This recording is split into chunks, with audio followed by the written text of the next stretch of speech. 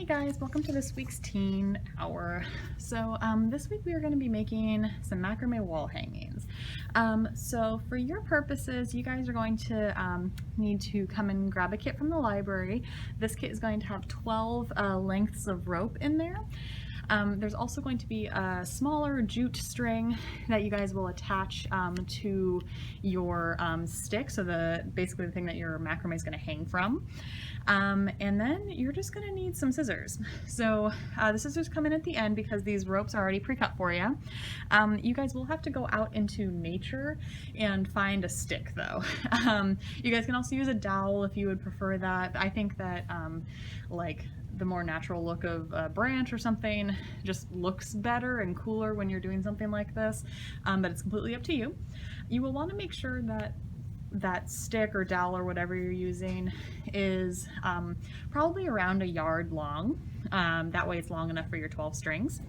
And I'm using a mini stick here. This is like just a normal paint stirrer, but this will help me provide you with a visual for how to make these knots.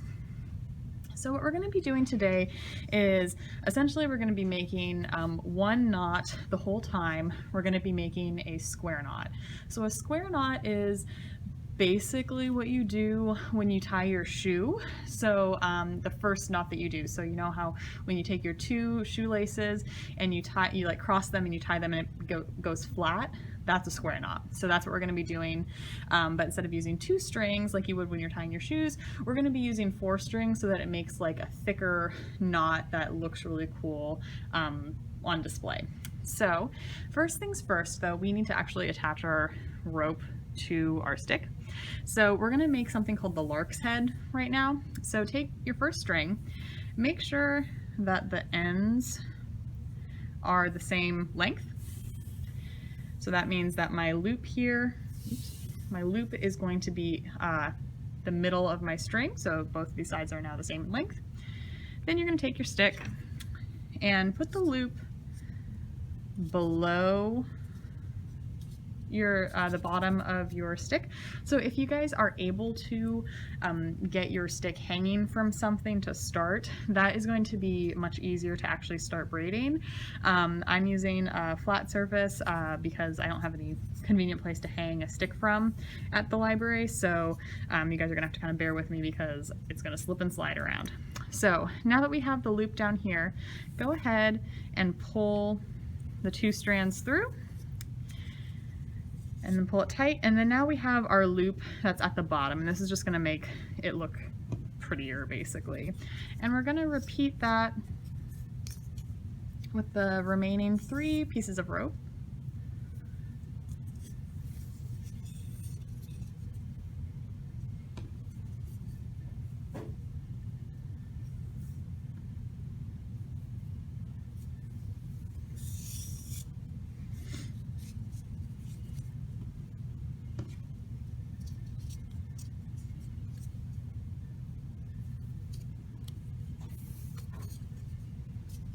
Okay, here we go. So your kit is going to have 12 pieces of rope. That's great. I'm just doing an example with 4 pieces of rope to get you guys started. So I'm going to lay these down. And you guys might see me pull things out of the camera shot every once in a while. I apologize. These strings are really long and this table is very small. So let's go ahead and get started with our square knot. So you guys can ignore these 2 for now. We're not going to use those right now. These are the strands that we're going to be working with. So go ahead and get them to lay flat here and make sure they're not twisted. And you're going to want these strings to maybe be like 1 inch to 2 inches apart. You don't want them to be too far apart because otherwise your knots are going to be very strange looking.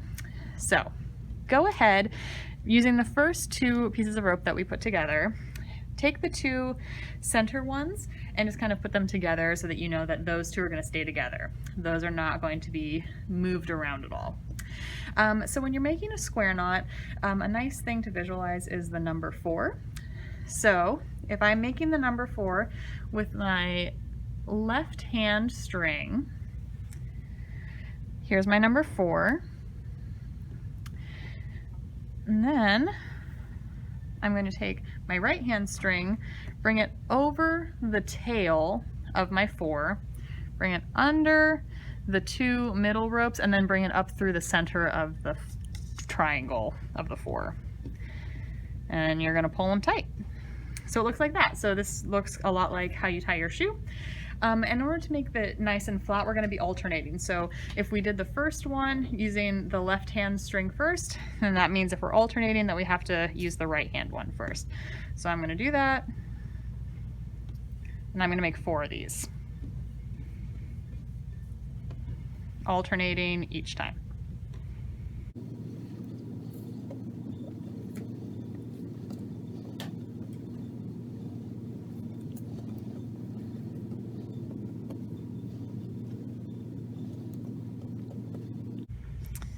Awesome, so there we are. We made some square knots, they look great. Now we're gonna move to the other side, and you want them to be the same number of knots and the same length down. So we want them to be basically parallel to each other.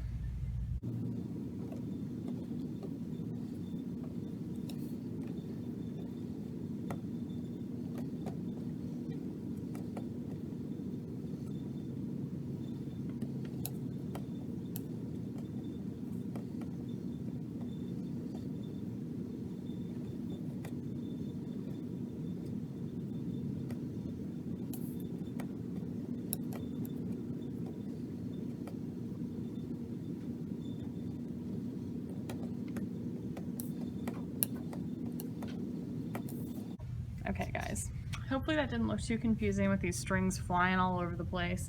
So I've made my knots really loose here, just so that way I can easily untie them. I would recommend doing some practice knots before you start actually trying to get it perfectly. That way you can kind of get the hang of it. And you can always tighten the knots if you need to. And they're pretty easy to untie.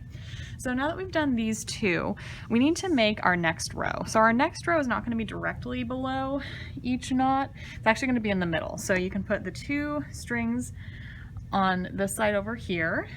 Same on this because we don't need them.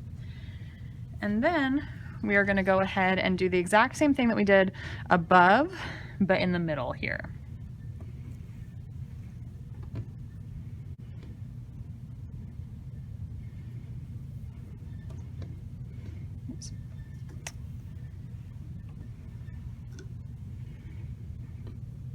I would definitely recommend hanging this from something while you're working, because trying to do this on a tabletop is super difficult.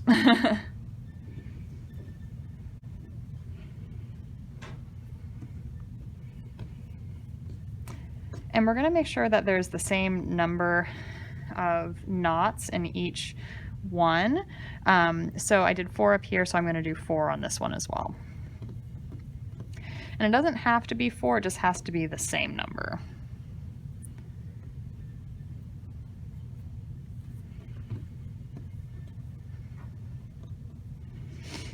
Okay guys, so here it is.